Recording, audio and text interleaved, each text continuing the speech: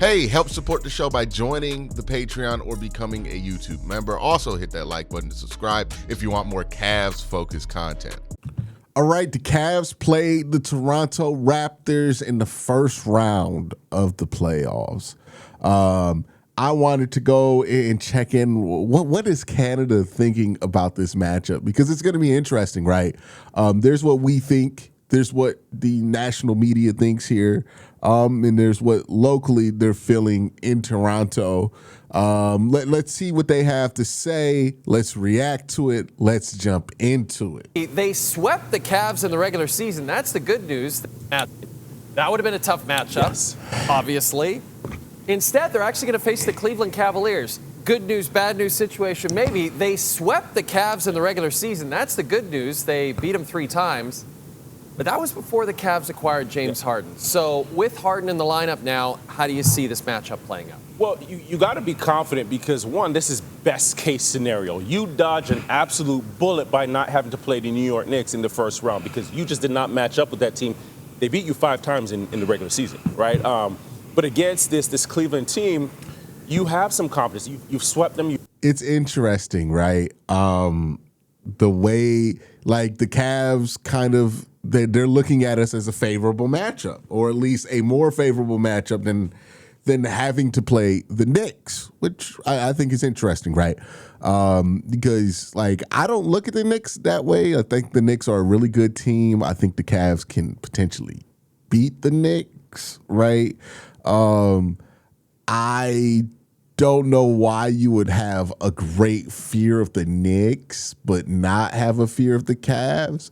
But I guess to be fair, right, to take my Cleveland hat off, maybe it has something to do with the Cavs' reputation in the playoffs, even though, you know, it's more to do with, like, when the Cavs are playing, like, legit contenders. And I don't think anybody in Toronto is going to confuse that team with a legit contender, right? Like, everybody the Cavs have lost to in the playoffs that we get all this shit for, right? Like, those are teams that either stuck around for a while or literally won a finals the year that they beat us, right? We lost to Boston. They went to the finals and won that year. We lost to the Pacers, who went to the finals and almost won that year. If it wasn't for Tyrese Halliburton Achilles pop, we might be talking about them having the most improbable championship run of all time. Like, for as much shit as people talk about the Cavs and obviously the New York Knicks, which was the start of the Knicks becoming this mainstay in the championship conversation that they've been now. For all the shit that the Cavs take for losing in the playoffs, like, if you look at who they've lost to, it's not like they have lost to a bunch of pretenders, right? It's not like they're losing to the Milwaukee Bucks with Dame or something like that. They're losing to legit contending teams, getting hit in the face sometimes. Obviously, it's unpleasant because the Cavs see themselves as a legit contending team. And we'll see if that changes this year, right? We still have our concerns because the Cavs haven't necessarily looked great when they play like the real top dog teams this year, even after the James Harden trade. But, you know, I think the Heat fans did this last year where they projected the Cavs' playoff failures as like something they can exploit. But you got to be a certain level of team to make the Cavs sweat about that. You know, I don't know what the Raptors are. We'll see. Them acquiring James Harden, but when you dial it back and scale it back for a second and you look at it schematically, right, Cleveland is not a physical team. The Toronto Raptors have struggled against physical teams. So I think even defensively for them, you're not putting as much pressure on Pirtle. You're not putting as much pressure on Emmanuel quickly and the guys individually because you have enough size and physicality to switch 1 through 5. So if you're Coach Darko, there's far more creativity on the defensive end. And then offensively now, you go down on the other end of the floor and you see James Harden in front of you. You see Donovan Mitchell in front of you. You know, the size that you have to post up with Donovan Mitchell and just blow by James Harden. There's holes in their defense, right? So this is the biggest misunderstanding people have about the Cavs, right? Because the prevailing narrative is like, oh, they're not tough. I think the narrative is less about them being tough. I think the Cavs are plenty tough. I think the issue with the Cavs is that they're undersized, and sometimes people can't tell the difference between somebody being too small for a challenge versus not tough enough, right? You could be the toughest guy in the world, but if you're 150 pounds and you're trying to stop somebody who's 225 pounds from getting past you, you ain't gonna look that fucking tough. You know what I mean? Size just matters at that point. I'm sure that there's somebody in there like, I know judo and I'm a black belt in judo and I can, okay, cool. That guy, sure, whatever. But for most people, right, if somebody has 60 pounds on you or 30 pounds on you, that's just going to matter, especially at the end of basketball games when you're going to be tired from trying to contend with that weight all game when somebody else has it, right? Like the weight matters. And I think the issue with the Cavs, not that they're not tough. I think they've showed up. Like, remember, they played the Magic. Magic were a tough team and physical, but they beat the Magic in the first round when they played the Magic, right? While shooting terrible from three in that series. You know what I mean? Like, the Cavs weren't even playing their best basketball. They were able to beat the Magic. It's not that the Cavs can't contend with toughness. The Cavs have an issue with size. If you are bigger than the Cavaliers, if you have a lot of players you could play that are just bigger than the Cavs, now we got a problem. But if you're the same size as the Cavs or not as big as the Cavs are big enough to bully teams that are lighter than them. Because Evan Mobley's not big, but he is tall. Right. The same thing with Jared Allen, where Jared Allen, he's not bigger than like Embiid. He's not bigger than some of the biggest bigs in the league. But you put him against, you know, some normal size centers, and then all of a sudden he's pretty tough. He's able to get rebounds. The Cavs' issue, it's not toughness. You know, if you go into the Cavs and you think you're just going to beat them by out-toughening them, I don't think that strategy works.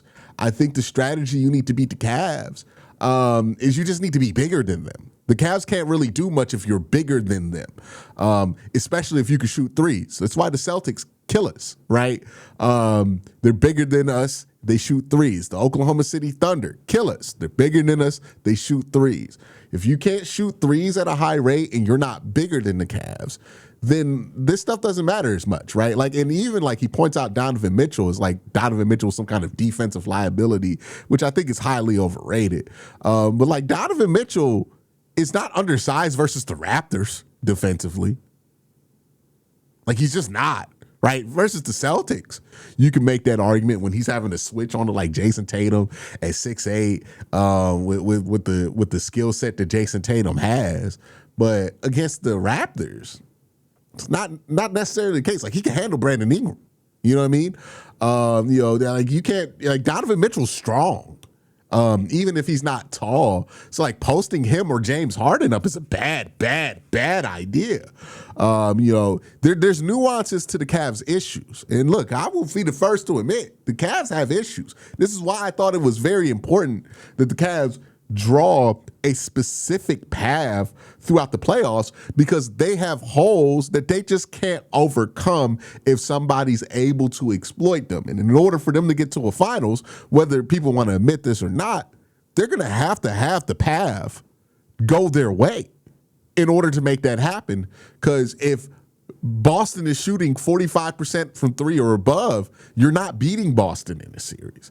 If Oklahoma City is shooting 40% or above from three, we're not beating them in a series. We're just not built to win those kind of series. But you can win against a team like Toronto. You can win against a team like New York, who doesn't have that many bigs they can throw at you. They only really have Mitchell Robinson. They've gotten significantly smaller. And then Cat's always an X factor on will he be aggressive or not on a given day in a series, right? Detroit, I think the Cavs have a strong chance to be able to pass. Like if anybody out the West comes out, other than the Thunder, the Cavs have a chance at that point, right? But you know, we got to be honest about where those problems are, why those problems exist. And I think what this guy's running off of is kind of the perception of the Cleveland Cavaliers, but not really the reality of like, okay, the Cavs have this perception. Let's dig deep into why that exists it's kind of just like dealing with the stereotypes of the Cavaliers. So I think as far as a matchup, this should go 6 games. And this is the series that gives them a chance and gives them hope. And I think for the young guys, perfect situation for them to be in to just gain that experience. Scotty Barnes at the helm, like this is his team, get that experience.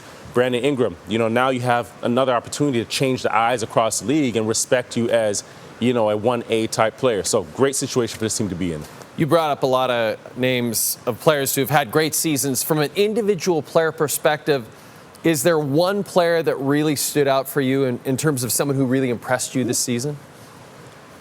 That one's layered. That's really layered. I'll say there's 2 guys. I'll start with R.J. Barrett because he's had to play so many different roles for this team, and he may not be the most loved player for the Toronto Raptors. People criticize his defense and so forth, but what he has done is acclimated himself over the last couple of years with different roles, different teams, different roster.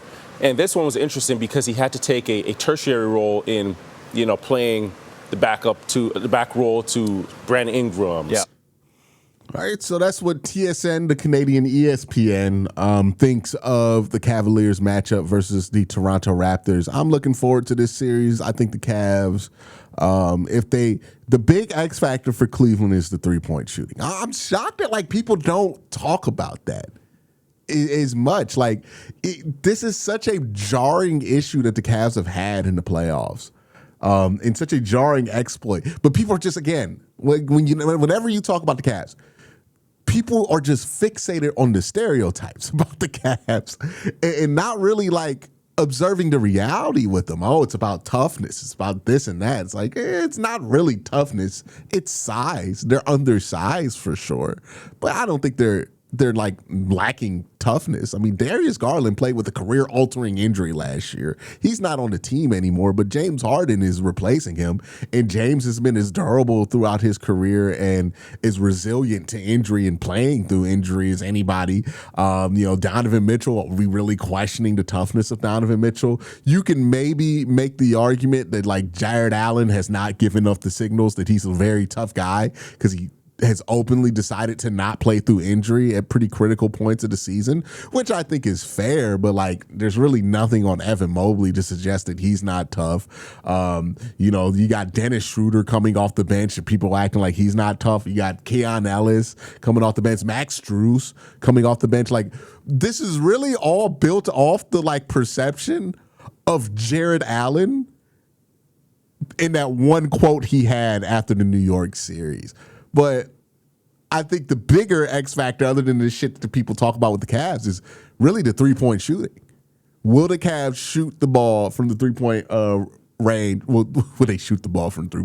Will the Cavs be successful shooting from 3 as they have been in the regular season? Because that's where the drop-off has been for them. You look at every playoff series we've been disappointed in the Cavaliers. Look at what they shot from 3 in that series and tell me what you think if that was close to where they were shooting in the regular season. It's the 3-point shooting. The Cavs shoot fine from 3 in this series. They'll be fine, right? If they're doing a 29% from 3 series, they might have to take this to 6 or 7 games. But that's going to be the X factor. Will the Cavs be normal from 3? If they're normal from 3, they're fine. Now, the Cavs have shitty defense, too. Another thing, right? You expect people to talk about the Cavs. You expect them to talk about their shitty defense. But again, it's not by just attacking James Harden or attacking Donovan Mitchell. The Cavs' shitty defense is due to rotations on 3-point shots. Again, shoot the 3. If you can shoot the 3, we got an issue because we can't defend the 3-point shot because we suck at rotations defensively. But we're not just you could just drive at us and then just drive at Evan Mobley and score all the fucking time like that guy was describing. Again, Cavs have issues. I don't think that people are really in tune with what those issues actually are. And I think that's going to lead to a lot of surprise here and there. We'll see. Y'all let me know what you think in the comment section down below. Everybody have a great day. Have a better night. Peace.